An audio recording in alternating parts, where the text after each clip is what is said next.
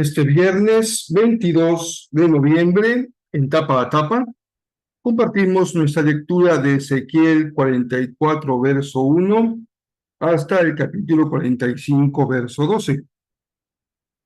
Asimismo, 1 de Pedro, capítulo 1, versículo 1, hasta el verso 12. El Salmo 119, del 17 al 32, y por último, Proverbios 28, 8, 9 y 10. Esta serie tiene como propósito acompañarte en tu lectura devocional diaria de la Biblia para completarla en un año. Yo soy el pastor Rafael Pola y me da mucho gusto que compartamos este día que es el número 327 de nuestra serie de lectura bíblica diaria.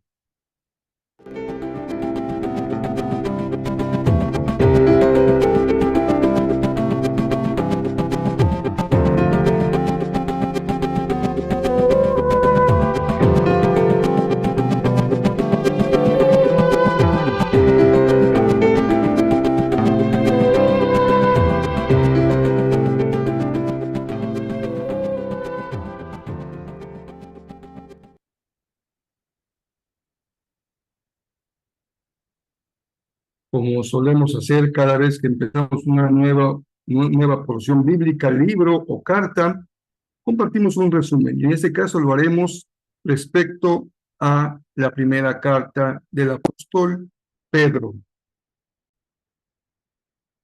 Tenemos dos cartas de Pedro, como ustedes saben, así que hoy empezamos con la primera carta del apóstol Pedro. Hermosa carta. Espero que sea de mucha edificación para cada uno de ustedes. La primera carta de Pedro. Su nombre era Simón o Simón cuando se convirtió en un seguidor de Jesús. Él era parte del círculo cercano de los 12 discípulos. Cuando él confesó que Jesús era el Mesías, Jesús cambió su nombre a Kefas, que significa roca en arameo, que después fue traducido al griego como Petros o Pedro. Jesús prometió que él se convertiría en un líder entre los apóstoles para guiar a la comunidad mesiánica en Jerusalén durante sus primeros años. Y eso fue lo que sucedió. Recuerda los primeros capítulos del libro de Hechos. Eventualmente, sin embargo, Pedro fue llamado a llevar las buenas nuevas de Jesús más allá de las fronteras de Israel. Esta carta fue escrita cuando ya llevaba décadas en esa misión en el mundo romano más amplio. Descubrimos esto en la conclusión de su carta, que Pedro está en Roma, la que él llama Babilonia, y aprendemos que aunque Pedro dirigió el contenido de la carta, esta fue compuesta por un hombre llamado Silvano, que era un colaborador de Pedro. Esta era una carta circular enviada a varias comunidades de iglesias en la provincia romana de Asia Menor, que es la Turquía actual. Y Pedro supo que estos cristianos, en su mayoría no judíos, estaban siendo perseguidos.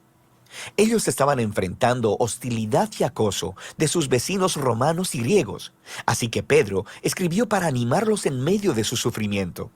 Y esto ayuda a explicar el diseño y los temas principales de la carta. Inicia con un saludo y continúa con una poética canción de alabanza a Dios que introduce los temas claves que se exploran en el cuerpo de la carta, donde primero afirma la nueva identidad de familia de estos cristianos perseguidos, lo que les ayudará a ver sus sufrimientos como una forma de testificar de Jesús. Y esto les enfoca su esperanza del futuro en el regreso de Jesús. Profundicemos y verás cómo todas estas piezas trabajan juntas.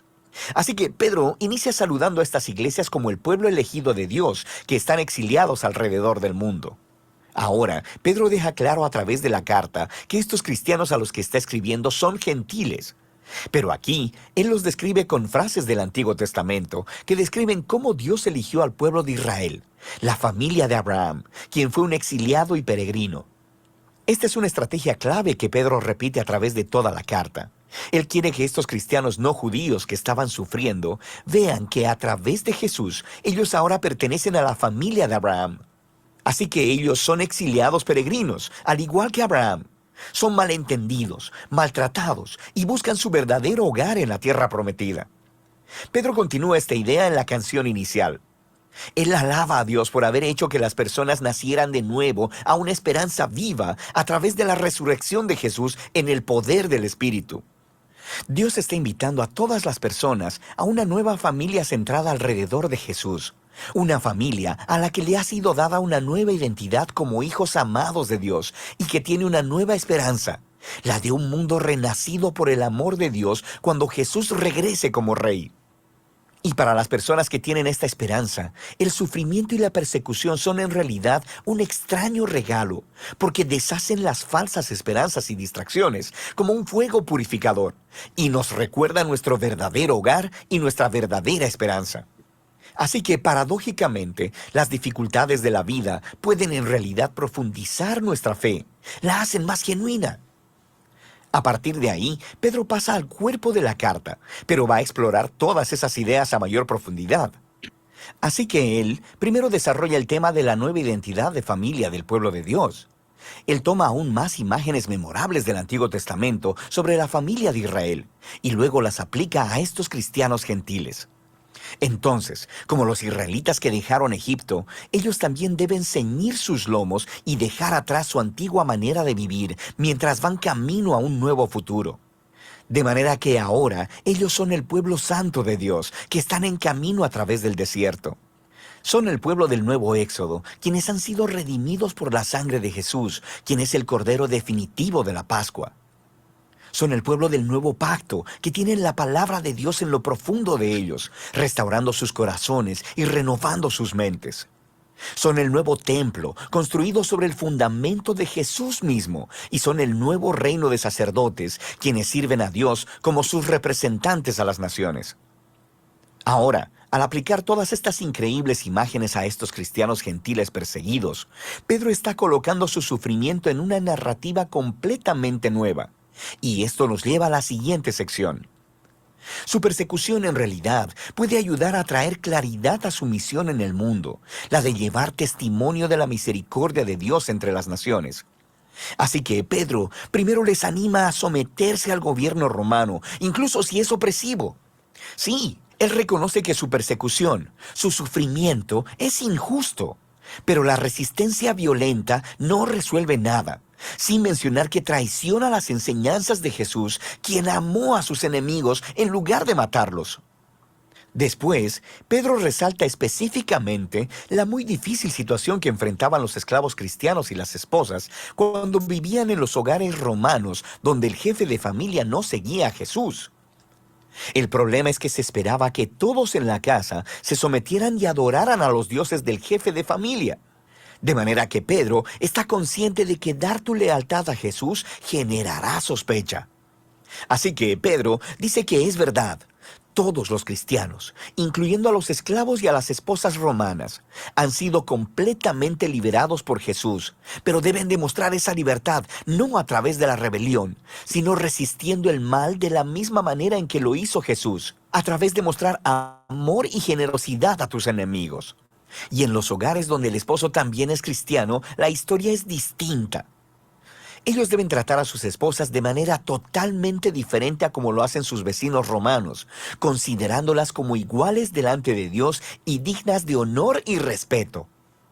Y Pedro espera que el imitar el amor y el reino invertido de Jesús le dará poder a sus palabras, mientras dan testimonio de la misericordia de Dios y muestran a las personas la hermosa verdad del camino de Jesús.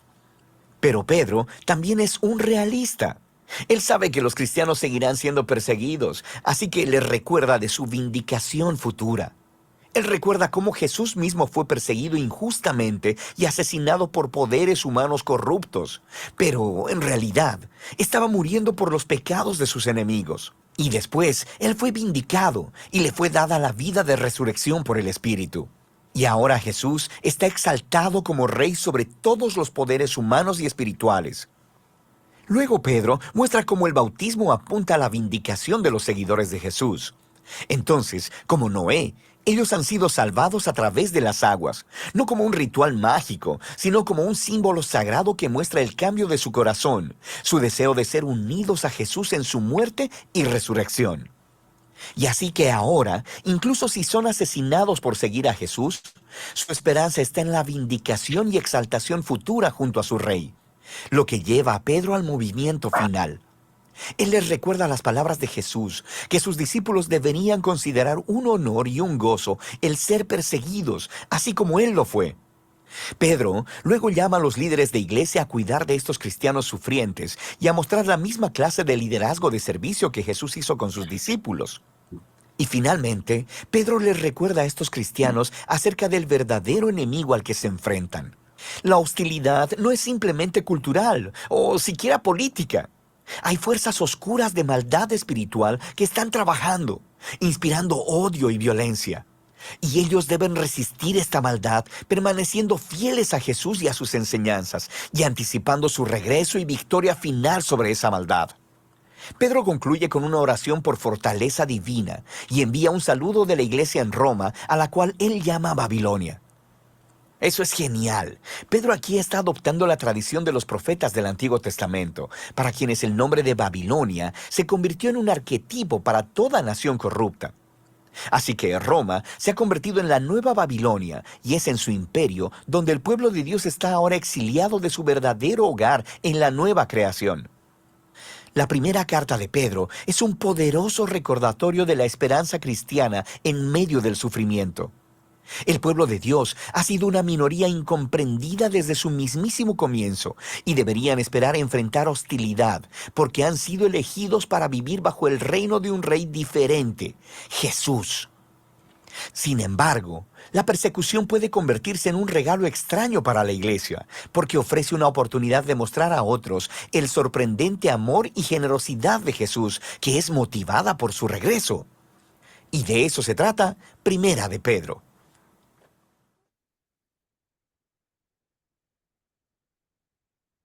Como estamos tocando el tema de Pedro, pues vamos a empezar con nuestra lectura de hoy, que es solamente los primeros 12 versos.